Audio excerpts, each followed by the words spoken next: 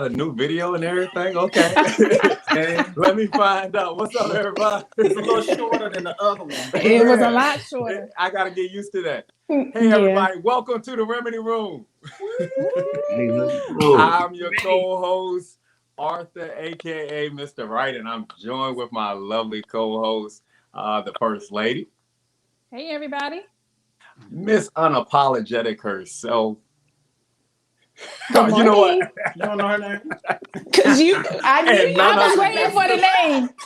None other than Mr. Perspective, Carlos. How y'all doing?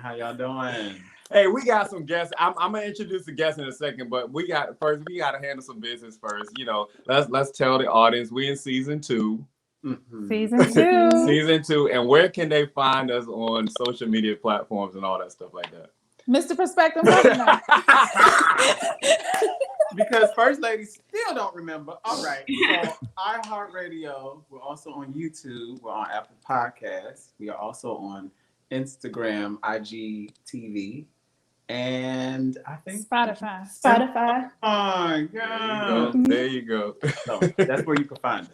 Hey, I'm talking about our guests up there sitting up like Russell Wilson and Sierra right now. Oh my. And the funny thing is they've been watching this. So let's get right to it. World Remedy Room, let us help us welcome our guests, Jamal and LaKayla Irving.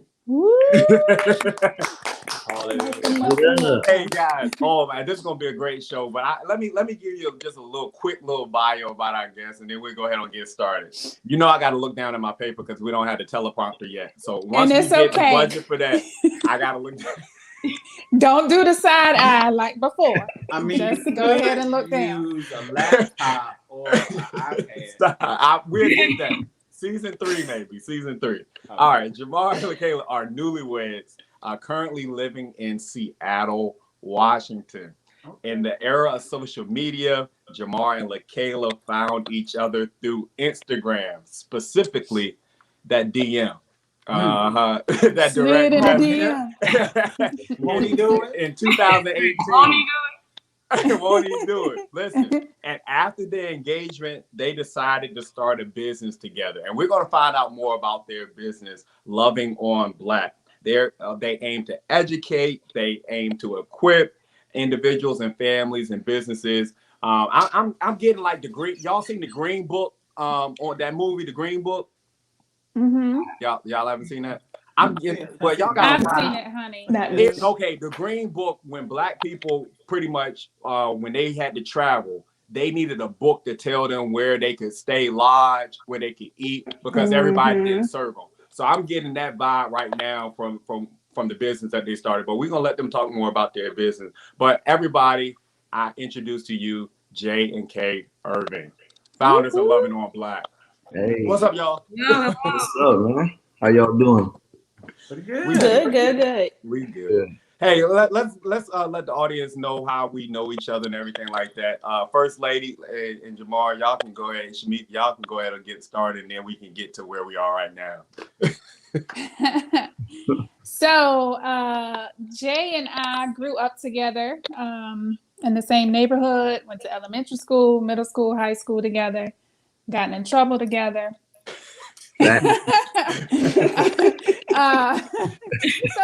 So we go way back, 30 plus years ago. Wow. And he's been the same Jamal Irving from then up until now, just a solid guy. So LaKayla, you got a good one. I'm talking about, but and even to take it further, y'all went to, y'all grew up together, but then y'all ended up in the same city as far as college, different colleges, Norfolk State and then ODU. But I met Jamal through you, and he told me he was gonna school me on the basketball court. Still hasn't happened, but he good. Hey, we used to come over there to ODU and give y'all some work. Nah, yeah, you used to come over. Yeah, nah, you right. Listen, let's find out more about this story, because Jamal, you from the East Coast, LaKayla, you from the West Coast. That's about 2,000 some odd miles away. Right. Let's tell the folks how y'all met in the story and everything, because it's a very good story. Well, hold on. I'm sorry. Before y'all go, you didn't give Shamika a chance. You know what? Listen. The people know I'm from South Boston. You know so what? That's all they need to know. I'm not doing this. I'm not doing this tonight. I'm not. Shamika, would you like to give your testimony? It's okay. Okay, my bad. The people know. You leave me out all the time, Arthur, so it doesn't even matter. Right. Go ahead, dog. Well, actually, for me, I don't, honestly, being completely honest, I don't even know how I got to her page on Instagram. I fell deep into a hole one day, and I'm just going through, and then I saw her, and I was like, man, like, she's hella pretty. So I was just like, okay, I'm just gonna follow, you know what I mean? And just literally, that's all I did. I was like, hey, I'm just gonna hit the follow. Her page was blocked. I mean, not blocked, but it was private. And so I was like, okay. She, comes on. I think it may have been like 5 or 10 minutes later, she ended up following back. Okay. And then, honestly, we didn't speak or we didn't say anything for like maybe about 2 or 3 weeks, maybe almost like a month. And, it kind of just literally, I mean, I would see her little stuff that she'll put in her story. I put something in my story one day and matter of fact, I let her tell her what she ended up. Okay. True version. He had put up a post and he was helping a friend who was intoxicated at the time. And it was a poll of, am I my brother's keeper? Now, this is when the polls had just came out on Instagram. So I thought the polls were anonymous at the time. So I tried to press, yes, you are your brother's keeper. But the way he had the poll, it was like towards the end of the screen. So when you tried to press yes, it went to the next story. It didn't take your vote. So I said, since it's not taking my vote, I'm pressing no. And I pressed no and went on about my business, not knowing he could see what I voted. So then, maybe like an hour later, I got a message from him that said, why am I his keeper? And I didn't know he could see my votes. So I was like, oh, I'm sorry. I had no idea that you could see. And then from there, he introduced himself and we found out that he went to school with my cousin and they were best friends. And the rest literally was history from there. Mind you, wow. saying it's like literally like Robbie, that's one of my best friends. Like, that's my ace. And had no clue that this was his, his cousin. Right. And so when I'm looking on the pictures, I'm like, man, I'm seeing like little stuff that's familiar. And I'm like, wait a minute. And so then I told her, I was like, hey, look, one of my best friends lives in Seattle. I was like, his name Robbie. And she was like, what? She was like, Robbie Delgado? I was like, yeah. She was like, that's my cousin. I was like, what? Great. I was like, you lying. And I'm like, literally, so I instantly called my boy and was like, hey, bro, like, I done met your cousin on Instagram. Seemed like she cool. I'm trying to get to know her a little bit.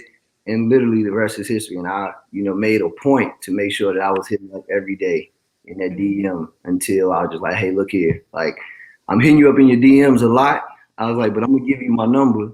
And if you choose, if you want to, just talk outside of this, then you can. I was like, but if not, then, it's all good. We can just keep, talking through Instagram. But she instantly texted me after I said that number. I wouldn't say instantly, but I definitely did.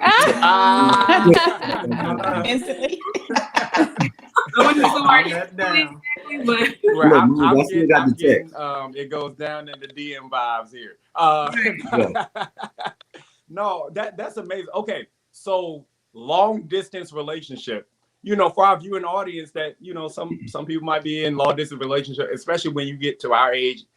Obviously I kind of feel like if you didn't meet that person like in college, it's gonna kind of be hard to meet and maneuver once you start working.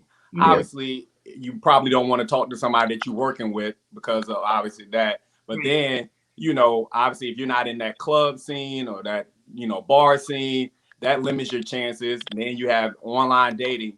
So do y'all have any advice as far as how to start and establish a long distance relationship? Like, steps or tips that you can give for any aspiring couples that are out there that like, man, I really want to talk to somebody, but they live here, they moved away or whatever. How does that work and how can it work? I think like for me, honestly, it was for both of us. When we first started like really talking, we literally had like that hard conversation off the rip and saying like, look, this is what my intentions are. Like, I'm not trying to just kick it with you. I'm not trying to be just your friend. I'm trying to be your man. I'm like, so, and at the time she was in San Diego. And so with that, I was letting her know like, hey, look, when is a good weekend for me to come out there? I'm like, because I'm like really trying to let you know I'm trying to be with you like that. And literally, I'm not saying that she thought I was joking, but I was like, hey, tell me the weekend. I'm booking this flight. I'm getting this hotel. I'm out there. And as soon as she gave me that okay, I instantly I was like, hey, Wait a minute. Why are you But taking why notes? you need notes? I don't know. Maybe I can pass this information along. This is an informational session. like seriously, like that, I'm dead serious. Like literally, we just gave each other that whole talk and feeling like, hey, what is it that you're looking for? Mhm. Like, what are your intentions as far as with me and for her? You know what I'm saying? More so for me with her. But I was just like, hey, look, this is what I'm looking for in a woman. I'm Mhm. hoping, you know what I'm saying, you let me know what you're looking for in a man. Let's make this thing rock. Mhm. Wow, it sounds like you were very intentional. I hear the man's perspective because obviously, you know, Lee, your father, mother, Cleta, your wife. So who finds a wife finds a good thing. So you did a lot of intentionality, saying that you're going to be there. It doesn't matter where she is, you coming to her. But from the woman's perspective, how does that look as far as like getting into a long distance relationship with somebody? You know, how does that look, and how can you help somebody that is going through that process right now? Yeah, honestly, I would say there's no specific blueprint, but from what works for us was, as Jay mentioned, we were really intentional and upfront about what our intentions were, how I was as a person. I told him this is how I am. Here are some of the flaws that I'm aware of. What you see is what you get. I'm not putting my best foot forward. This is truly who I am. And so I let him know that upfront. I let him know here are my standards. My standards. I'm very particular about my standards. If this is something that taking notes. If this is something that you don't like, or can't rock with, that's fine. Respectfully bow out. And those are my exact words. It's no problem. Respectfully bow out. But this is the type of person that I am. And he respected that. And for me, what stood out was he was very consistent over time. At first, I was like, maybe it'll be just a month. He'll be all in, and we'll see if he kind of fade out. But he really was consistent, and I made sure that I matched his energy. I like to be chased by a man, but I think it's important to also match my energy. I could tell that he was interested in me, so I was giving him that same vibe back because I was definitely interested in him. And the fact that we both were authentic from the beginning and made it clear what our intentions were, I think that's what really helped us. Mm-hmm. I think that's important for any relationship, honestly, locally or long distance. Just being. Go ahead. And also, I can definitely say one thing I think that helped for us. I was praying off the get-go, like, all right, God, here's this man. He seems very attractive. He seems like a really good guy. I need you to show me if there's any red flags I can see because I'm not about wasting my time.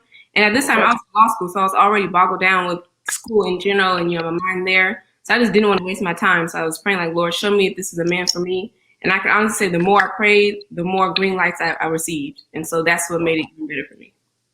Wow, Mr. Perspective, can you touch on the consistency piece? I know in previous talks, consistency is a big factor for relationships, according to you. Do you have any insight on that, or you want to touch on that consistency aspect? I think they pretty much covered. I think it's important. I like what she said about matching the energy because sometimes one person can be very consistent. Right. Then the other one is like, it's very wishy-washy. So you find yourself battling because you're still very interested. Mm-hmm. But it's like, well, I don't know. I really want to do this, but I don't want to give up. So I think that's very dope that they were able to do that. And I love that they were so intentional about what they wanted and what they did not want. So I love it. And Miss Unapologetic, you talk about intentionality a lot too in our conversations. Do you have anything to share on the intentionality piece? Because you got to be intentional with you, or you ain't apologize about nothing. You do, and I just think the way you start something off, you should keep that same energy throughout. Don't start something at the beginning and then it trickles away and then it's dead. It's not going to work. Wow. Okay, I heard Esquire lawyers. Let's talk about it. Law school. Can you tell us what you practice? You might not be able to tell where you practice, but you went to law school. How many years of school, everything, and how do you juggle a relationship and going to law school and all that? Yeah. So I went to California Western in San Diego. I studied there for 3 years and graduated, got my JD. From there, I went on to actually move back to Seattle to take my bar exam here. And when I passed, I started out practicing doing juvenile law, which is what I still do now. I've been at my job for going on 2 years now. So it's been great as far as that aspect, but I can say it's definitely challenging because for me, I am dealing with my clients who are juveniles. A lot of them go through a lot of trauma. And it's difficult sometimes for me not to take my work home because of what I see. And I'm one of those, I want to cry and save the world. Like, you all stay in my house. But I know I can't do that. So that can be challenging. And I know he honestly.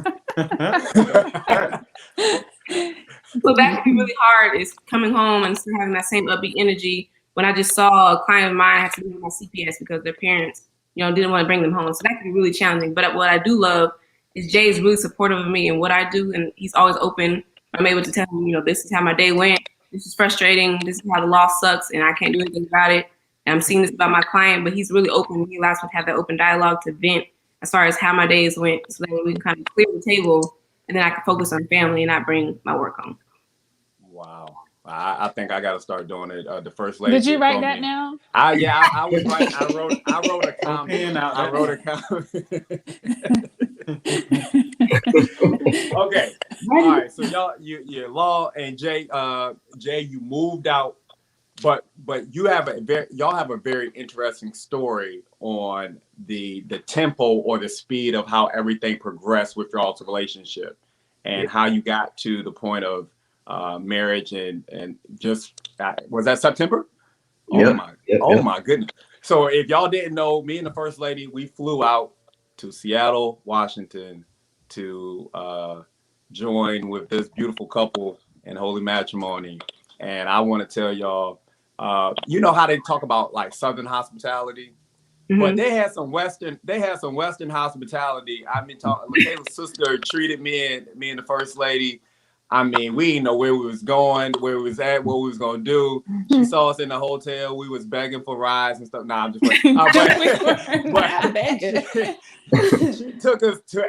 I mean, it was just it just made us feel like home. And we are from that. We already knew you was the one. Okay, like I mean, so it was just great. Your family was awesome, and thank y'all so much for the hospitality. Absolutely. But let's talk about the how you got there, Jay, because something happened that kind of like, I don't want to say warp speed. Y'all heard Trump talk about Operation Warp Speed, but something happened in that process to where y'all got even closer, and it was like it was destined. Yeah. Can we talk about that? Yeah, of course. So actually, I was already getting myself ready to move to Seattle. So I'm shipping stuff out. Trying to get stuff situated. She's getting my stuff and getting it situated at our home, and trying to make sure everything's right. So I think it may have been like another 3 weeks I was supposed to come out, if I'm not mistaken. I think it was like another 3 weeks or something like that. But anyway, I get the scariest call of my life, literally. Like one day, her mother, she calls me.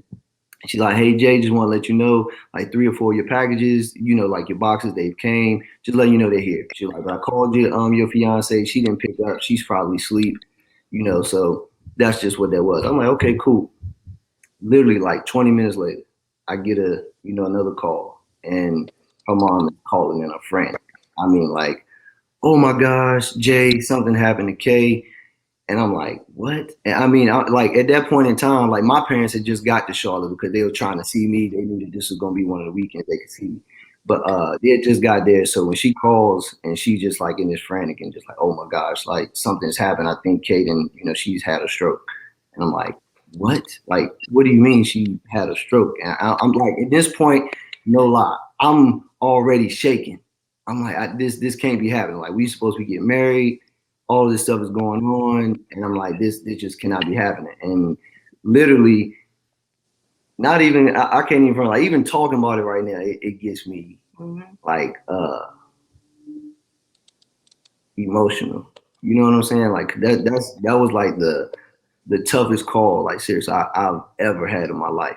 Like just hearing that, and I'm so many miles away that I can't do anything. Like I'm literally, I can't do nothing. So my parents and then literally my mom, she goes into this powerful prayer and just like, literally just putting it out here. And like, seriously, when I say I grabbed my laptop and just got the very first flight, didn't care the cost, didn't care what time it was. I'm like, "Hey, look, I'm just grab these bags. I'm out of here. Like, I'm going." I tell my job, I ain't coming back. Like, I'm in Seattle. That's just what it is. I know I got 2 more weeks left, but I ain't doing it. Like, you know what I'm saying? She come first. That's first and foremost. Like after God, of course, but like she come first. Even though she has, she's not my wife yet. But I get to Seattle and literally, some of my stuff is here. And I mean, literally from May 29th is the day that it happened. And that's when I was in Seattle until then. Like I literally, she'd tell you, like afterwards, I called my job, like, "Hey, look, this what happened. I'm sorry, but I ain't coming back. Like this is what it is." And literally that sped up everything. and I've been in Seattle ever since. Literally. Wow. I mean, I say this is just, it's like a crazy thing just to be able to see, you know, literally, because I'm getting these calls from her parents and, you know, and her sister, and just like, hey, she had to have emergency surgery. And, you know, I'm on a plane at this point in time, and I'm like, I'm lost. I'm like, I don't know what's going on. Like, you know what I'm saying? I need someone to tell me something. And so literally, as soon as I land, God is my witness, as soon as I land, I got all of these text messages, all this, you know, saying people, you know, just trying to hit me up like, hey, the surgery was successful. But, you know, I'm looking in here and I get a FaceTime call and I'm looking at my wife and I'm like, this isn't her, but I'm just happy that she's here. You know what I mean? Like, so she's looking at me and she's thinking like, okay, like, where are you at? I'm like, look, I literally just landed in Seattle. I'll be at the hospital as soon as I can. Like, as soon as I can get off this plane, I'm literally running through the airport trying to hurry up and, you know, get to her brother. Well, my brother now, but he come pick me up and take me, man. So, Wow. Okay. All right. So if I can understand correctly, Kay, you had a stroke. Yes. All right. First stroke ever had, obviously. Mm-hmm. And can you tell us, I mean, if you can, Yeah. you know, at the time, what were you doing? And do you remember anything prior to, and then obviously, you know, after when the hospital scenario? Yeah, no, I honestly remember it all like it was yesterday. So to give context, the reason why I even had a stroke is because we decided that we wanted to wait at least a year before having children. And so my doctor's like, now would be a good time to start on birth control so that way your body can get acclimated to it. So I'm like, okay, that makes sense. And she said, she's like, you may, some birth control works for others, some your body reacts differently. So it just gives you time to figure out which birth control is best. Like, okay, so I started taking the birth control in early May. It had only been going on about 3 weeks that I was on it. And I woke up one morning, my sister's a trainer, so I was going to her class. I went to the restroom, and when I stood up to go wash my hands, I had fell. But I'm thinking I'm just really tired because I went to bed really late the night prior to, so I'm just thinking I'm really sleepy. So I fell, and I'm trying to get up. I can't get off the ground. And to me, it's not registering that something's going on. I'm just thinking I'm being goofy, silly, you know, I can't get up, I'm tired. So I keep trying to get up, I keep falling. And what had me concerned was every time I would fall, I kept hitting my head. So something told me, let me go at least crawl to my phone just in case this gets worse. But my plan was just to lay there and give my body time to just, you know, get the energy to get back up because I'm thinking I'm just super sleepy. So as I'm calling to my phone is ringing and I'm trying to get to it, but I missed the call. So once I eventually get to my phone, I see it was my mom. So I was able to call her back, and as soon as she says hello, I was trying to tell her don't panic, but I failed. But as soon as I started talking, my speech was extremely slurred. I couldn't even get it out. And once I could tell that my speech was slurred, that's when I knew, okay, something's clearly not right. And obviously my mom knew that as well. So she immediately called 911. But because she was in such a panic, she couldn't remember my address. And we had just moved here. It had been maybe, a month, if that. So she couldn't remember my address. So I ended up having to call 911 myself, and they pinged my phone, sent the ambulance and the AR and the fire department as well. Now, thankfully, I only lived 3 minutes from my parents. So my parents rush here. I'm only about 2 minutes from my sister Jim. She rushes here. I can't get to my door because I'm literally on the ground. I can't move at all. So thank God my mom and my dad and my sister were outside. So they kicked my front door down to come in. The ambulance come in after that. They rushed me to the hospital. I still don't know what's going on. I know something's wrong, but I'm not sure what's going on. And at the time, I'm thinking it might be a stroke because the fire department was asking me, you know, do you take anything? I told them I was on gas birth control, and I heard someone say it may be a stroke. So they rushed me to the hospital, and in the hospital, I hear the doctor tell me, Kayla, you had a stroke. So immediately I know it was a birth control blood clot. That's because I was already afraid of that happening, just in general, hearing about other stories about that. So I just already was afraid. And so then as they're talking to me, I hear them a few minutes later tell my mom, one of the doctors, he says, it's hospital policy that we have to tell you this. There was a medicine I was supposed to get over the course of an hour, but the nurse, for whatever reason, messed up and gave me that medicine within 10 minutes. So my mom was like, what do you mean? So she's like, so what are the possible consequences of that? He's like, well, one of the things that could happen is she could have bleeding on the brain during surgery. I'm hearing this as I'm laying down in the bed. So my mom's upset. She's like, you're saying this in front of my daughter. That's not helping. So immediately my human nature was panicking, but I'm a trust God, so I'm praying while I'm there. My dad was able to get back there, and he told me, God already told me, I prayed, so you're going to come out of this fine, so don't panic. And that's honestly what calmed my nerves. My dad said that. I'm like, God told him that, because I see my dad on his knees every day when I was living in my parents' house. I'm like, I know out of all people, he heard from God, so I'm like, okay, I'm going to be cool. So we had the surgery, and all I remember after that is waking up in the hospital bed, and they're telling me, you did really good. They had to, they went through my leg pretty much and took the blood clot off of my brain because that's where it traveled. And the reason why it ended up in my brain is I found out I have a hole in my heart, which is something that I guess a lot of people are born with. You just never know because it doesn't really affect you. But in a way, thankfully, I did have that hole because it traveled to my brain rather than if I didn't have the hole, it could have caused my lungs to collapse. And that could have been a whole nother ordeal. Oh my goodness. Wow. I don't even know. I don't even know where to start. I'm just gonna say, wow. I mean, I'm just hearing faith, family, and friends. Like your faith. I mean, pretty much made you whole. And do you have an iPhone? I do. See, yeah, thank God for iPhones too, because you was able to get that penny. If you had that Droid, you might not have so far. Team No Joy. That okay. So you have to be resting in surgery, and you come out of surgery. Jamar is there. Now I've heard some stories. They were talking about it at the wedding. Pretty much, Jamar didn't leave your side. Literally, did not. Literally. I remember him coming into because he had to come the next day because by the time he landed, the visiting hours were over, so they wouldn't let him in the hospital because of COVID. So there were a lot of restrictions. So he had to come in the next morning. I literally was looking at that clock, 8 o'clock. It was 7:59. And as soon as I saw 8 o'clock, literally he comes rushing in my room. I'm like, okay, my fiance's here. I feel much better. And literally from that day that he was there, he did not leave. And he was supposed to have gone home that night because they don't have visitors to spend the night. But my mom was able to call one of the doctors and literally plead for them to allow him to stay because I didn't feel comfortable being in the hospital by myself. Y'all just messed up, gave me medicine I was supposed to receive as quickly, so I'm nervous. And so thankfully, they're like, we completely understand we messed up, so we'll allow him to stay. And One night. Just one night. And then after that, when the other nights, what he would do was every time, because security would walk down in the halls and doctors would come. Every time someone would come, he would need to go like this and act like he sleeps. So that way, they wouldn't wake him up and ask him to leave. But thankfully, we had really, amazing nurses and doctors who were there, and they just kind of left him alone. So thankfully, he was literally there every single day at the hospital until I was discharged. And even then, he was with me every single day. Wow! Oh wow! This is amazing. This is an amazing story. This is definitely a book worthy right here. I'm letting y'all know that right now. If y'all do decide to publish it, y'all can throw a little something my way. But we'll talk about that. Kia, I know you had a question. We were talking in the back room. Back in the green room. Like we got a whole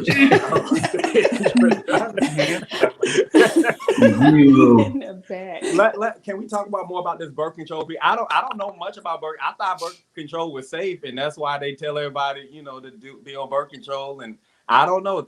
Inform me today. I'm learning something. You don't hear all of the disclaimers they give on the commercials. Right. Well, I hear disclaimers about the last thing they said is death. Oh my goodness, what is going on here? I did not know. Wow. Okay. So women put ourselves at risk trying to prevent pregnancy, during labor, and y'all Negroes need to be intentional. Hey, you're not even lying. Straight up. Yeah, it's crazy. She was taking it like when she was, I think it may have been like the first or second week she was taking it. She was just like, I'm not feeling right. Like, she was like, I'm feeling fatigued and stuff like that. And I instantly told her, I was like, babe, look, go ahead and get off of the birth control. I like, we don't need to do that. I like, I'd much rather you just be safe. And when it's that time, just keeping it G. I'm like, look, the pullout game got to be real. You got to keep it strong. Right. Like, you know what I'm saying? It just got to be real. I was like, so we did talk about that, but then she was supposed to be going to her doctor and say, hey, look, let me figure out, can we get off of this or the dosage or whatever the case may be. But we never got a chance to get to that. And so now we just bump this birth control and we'll figure it out. And the only reason why I kept taking the birth controls, I saw a line that it's normal to feel fatigued. Like that's normal after, a few days of taking this. I'm like, okay, this is normal. On top of that, my doctor's telling me you don't smoke or drink. You're a healthy 29-year-old. I was working out faithfully. She's like, the odds of this happening are extremely low. So I'm like, okay, I should be good. It's just fatigue. This, according to what I read, is very normal when you're taking birth control. So I didn't think much of it.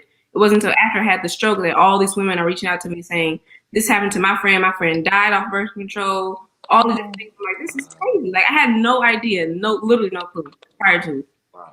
Okay. Well, since I coach women's basketball, and I hear the girls, and as far as I don't want to be on birth control because it's gonna make me fat, or I don't want to be on birth control because it's gonna break my face out. I hear those stories, but I didn't know as far as that aspect. So I just learned something today, and I'm glad we don't have to do birth control anymore, kid. I'm on birth control. we gotta talk about that in the back room. Snip, snip. That's what it's time for, the snip.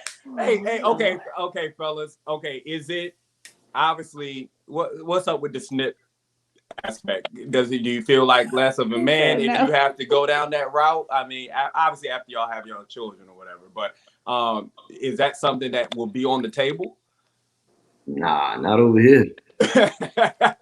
Be determined. Nah, TBD. I can't do that. Honestly, I would much rather just use condoms instead of that's just being real. Like I can't do that one. You know what? I'm never. Why look with us being real, I'm never gonna use it. I'm never. At the end of the day, I can't do that sniffing. But I mean, honestly, I'll put it like this: to keep it real.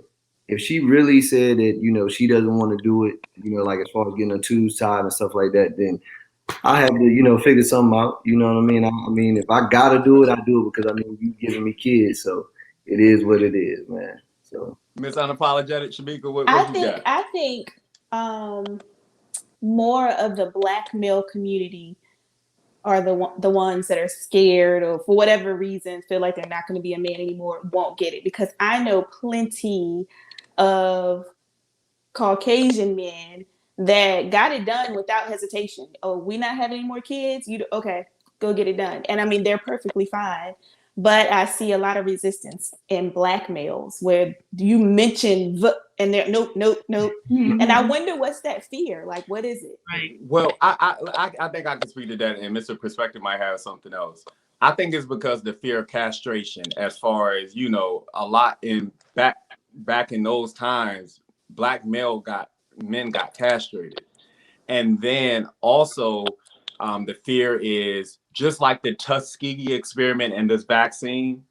It's a big fear because there was so much harm that was done to us when we did give way and say, okay, I'm not going to have any more children. But obviously, getting snip, that's like destroying bloodlines, honestly. So, now we can make the choice to do it, but in the past, it was done to us when we didn't have that choice. Simple as that. So now we're here. We're not back there anymore. You're right. 2021. Is it still destroying bloodlines when the woman gets right? Thank you.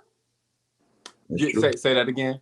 So you're saying it's destroying bloodlines if you get snip? Isn't it the same if the woman gets snip? Yes. So what you saying?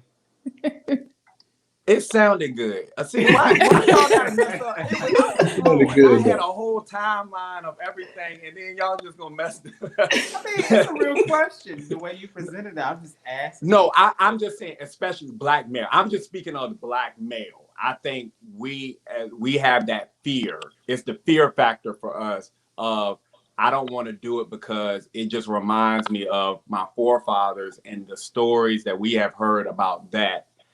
As we know that it was a real thing, castration, and then obviously, with just like vaccines, needles, everything like that, because of what all the things they put in our bodies that we didn't know about.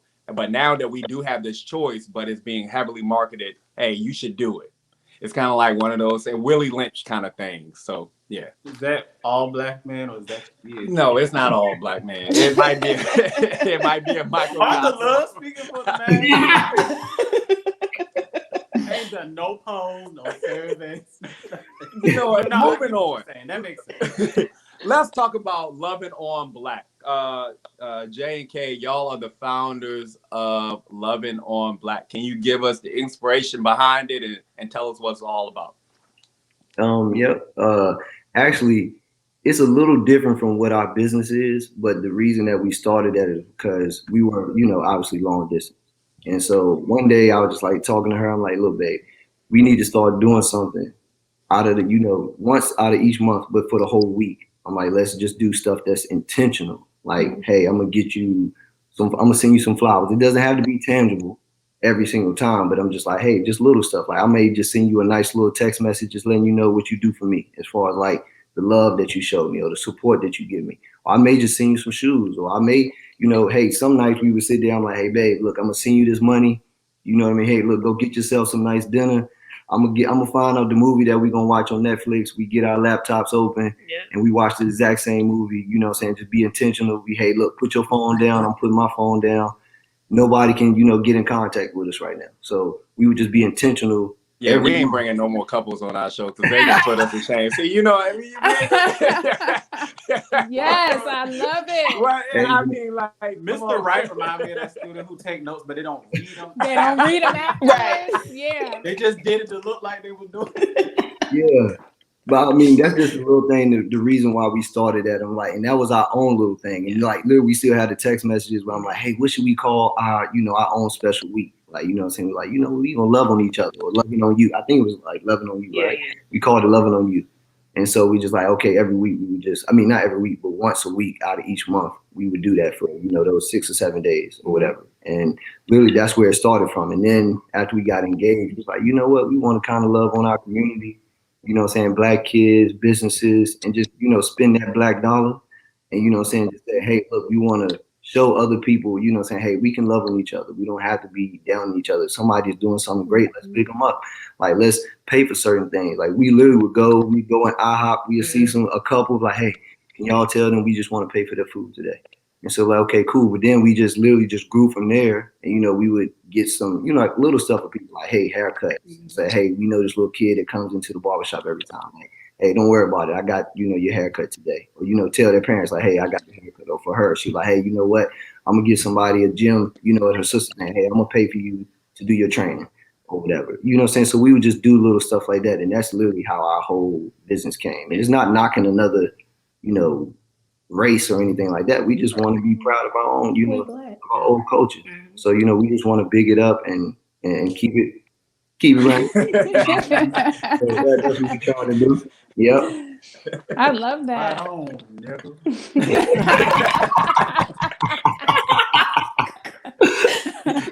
I can't resist. I'm sorry.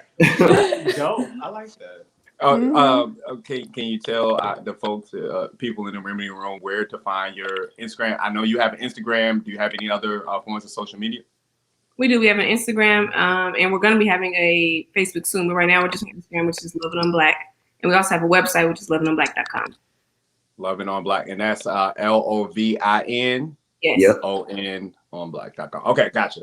And I know you have some merch. I saw some shirts and all that your merchandise, that the business aspect. Are those are for sale? People can buy those. Okay. And how do they do that? And you actually just go on Lovin' on Black. Like I said lovinonblack.com. And like I said, you go in there to shop. We have hoodies. We got some new stuff that's coming because a lot of the organically Black shirts, all those sold out. So oh wow, a lot of people like, hey man, we want that shirt, we want the shirt, but we just gotta get this inventory back, popping. But like I said, we got some different hoodies that's coming out next month. Well, I don't know, I think we're gonna do it next month. So waiting to put those out. So yeah, like I said, just little stuff that we just want people to feel good while being Black. You know what I'm saying? We Black and Hollywood. So, I love it.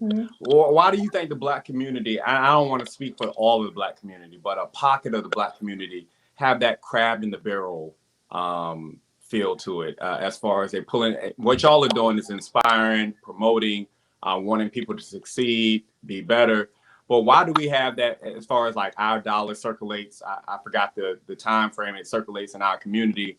But then when somebody is making it, we kind of like pull them down. Like, can you tell us more about how what you want to accomplish is going to uplift Blacks instead of pulling them down? Yeah. Oh, go ahead. I would say our main goal, really, I think a lot of it goes to the family dynamics and what you see growing up, and really being taught this is a community, this is what we're supposed to do as a community, because historically you see there was a separation with the browns and the light skins, and we were separated historically. So I think that mentality, unfortunately, stayed with us for many, many years, and it's something that we have to be intentional about breaking. So that's our whole purpose and our agenda is to, one, break these generational curses and cycles that do not serve us well. Two, educate and equip families on this is what community looks like. If you support community, here's how you can create generational wealth, as well as stability. So really just educating the community of here are the things that we can do to uplift ourselves, because clearly we can't rely on those who don't look like us. I mean, historically, that is obvious. So if we're going to rely on anybody, we just rely on our own community. And so really creating that dynamic where they know when you go to Loving on Black, you're going to learn about Black businesses, other Black companies, Black people in general. You can also go and tangibly support these businesses so that we can create the generational wealth and stability and continue to educate and equip Black communities. Sweet. That's amazing. Amazing. And y'all know how for Black History Month, we have Restaurant Week, Black Restaurant Week. This is more than Restaurant Week. This is It's more than what? It's more than what? You know what? I'm not doing this with y'all. What's the one? I told y'all. You know what? I'm about to shut everything down. What's the one? I couldn't let that one slide. No, but let me promote y'all. We have two other content promoters here as well, Mr. Perspective and Miss Unapologetic. Can you just tell the folks what you do as well? Go ahead, Miss Apologetic. We got 3. We do have 3. How you forget we do have 3. Every single night. Snap. Loving on Black. Definitely need to. I'll get my notes together. I'm gonna have it all together. Definitely need to study these Just notes. give me a that you class have after, to and I'll have everything. I'll be more intentional. It's Wednesday okay. night study is for you. All right, so we got 3. Can y'all just tell the folks? Go ahead, First Lady. Yeah, go ahead, First Lady. So I am now a business owner. Whoop, whoop. Come on, man. So I decided to. I've always kind of toyed around, like wanting to open a restaurant, but I didn't want to put in the hard work for it. So I was like, well, maybe I can just do to go only. Maybe that'll be a little bit easier. And I was like, nah, I'm not gonna do that. So then I just started thinking about, like, just had different memories of things that I enjoyed growing up, and one of those things was baking with my grandmother. And so I was like, you know what? I'm gonna take her famous recipe and just turn it into a business and kind of just continue that legacy. So I started a home baking business. It's called Treat Us Sweet Shop, and we'll be offering quality desserts made with love. So yeah. Oh, that's good too. dope. And I'm proud of you, honey, too, because you've done, like, I've been watching you, and you've been doing your thing. So I'm proud of you. I will say. Oh, don't try to. Thank you. See, and then when I do, see, go ahead on. Next person. Next person. Yeah. Congratulations, Kia. Mm-hmm. We love it. Thank y'all. I guess I'll go next. I am a artist. I am an R&B artist. I make R&B music. I have 2 projects out. One is entitled The One is called Free. It's available on all platforms. J and K, listen, you know. It's dope. It's dope. Arthur send them the links. Listen to that. Some friend you are. No, but that's what I do. Are you working on anything? I knew he was about to ask me that. I was going to say eventually there will be a new project. I'm very particular about how I create, so I let it flow. And but I have been working on something. So You want to sing something for the folks? no, I do not. Because you still haven't paid me. See, that's what we talking about in the Black community. You know what? No, but you're right. We're supposed to pay. No, see, that's We're supposed to pay. That right. Stop doing stuff. Yes, we can do some pro bono stuff and some free stuff. I know, but we gotta stop doing that to our people, expecting discounts for everything. We need to be paying full price and everything. So I'm in total agreement with that. That's right. Yeah. Yeah. He used to have me singing for free all the time. You know what? That was All back the in time, heyday. Carlos. Back in the All heyday. the time. Damn shame. But that I free forget. singing is how you got put on, though. Yeah, there we go. And speak on it. There we But go. Arthur, you want a good manager? No, stop. See, why y'all? Miss Unapologetic, can you tell the folks?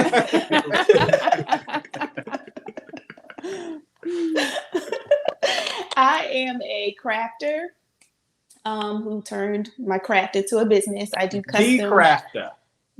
I mean, I didn't want to sound, cocky, but I make custom party decorations.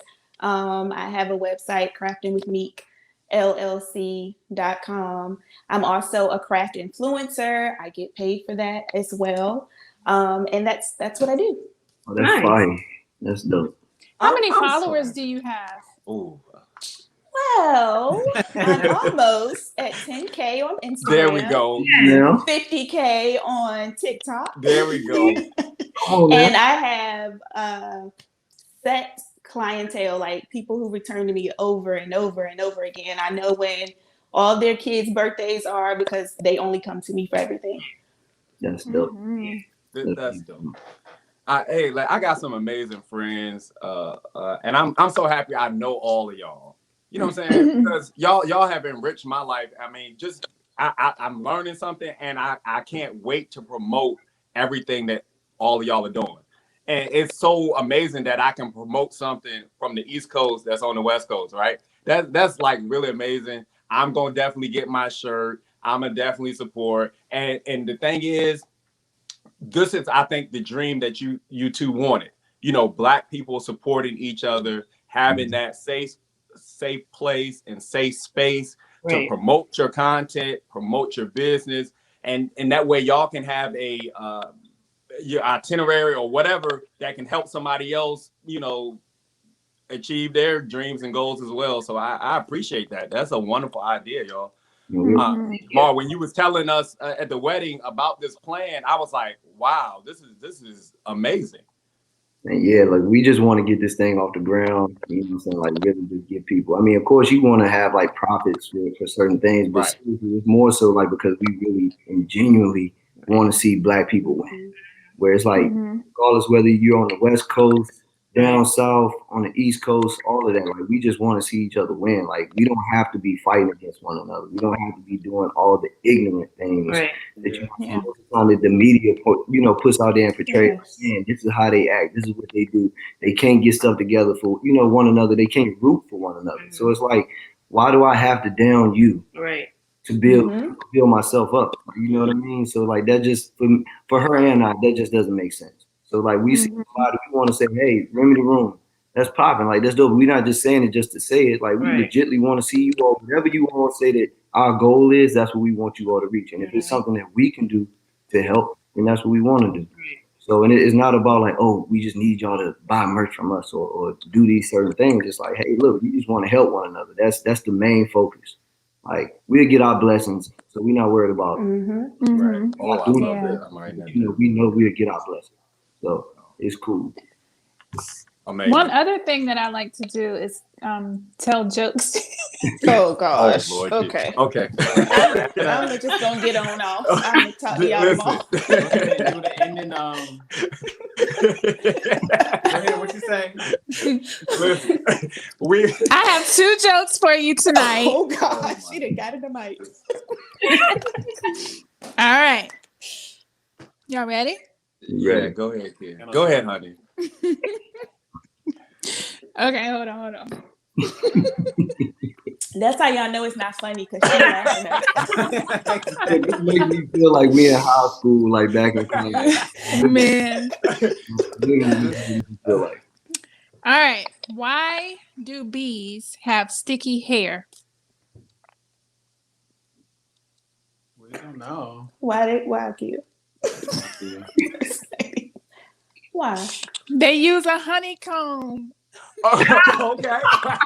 All right. Okay. Okay, I have one more. No, that was good. That was good. That was a good one. I know. I have one more. Okay. All right, y'all try on this one. All right. All right. What did the Dorito farmer say to the other farmer? Nacho cheese. Something about I nacho. was gonna say nacho cheese too, but Or Mr. Perspective? I don't know. He said, man, Cool Ranch. Carlos, you got off. You know what? Carlos is never alive. All right. You know what? Okay. I'm saying him all out. right. Listen, that was wonderful. If all hearts and minds are clear. Listen, I want to thank Jay and Kay for joining us tonight on the Rooney Room.